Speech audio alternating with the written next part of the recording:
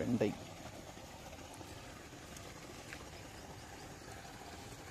இங்கே ஒரு வெண்டை செடி பூ எடுத்துகிட்டு இருக்குது. இது வந்து அடுத்த வாரத்தில் காய் காய்ச்சிரும், இன்னும் ஒரு 2-3 நாளில்.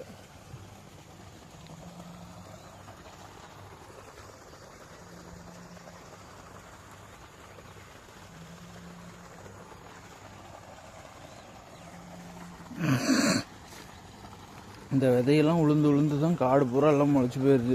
விஷப்பூண்டு.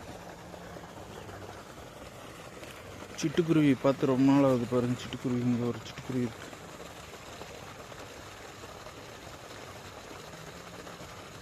பல ஆண்டுகள் கழித்து இன்றைக்கி தான் நானே சிட்டுக்குருவி பார்க்குறேன் காட்டில் இருக்கிறவனே.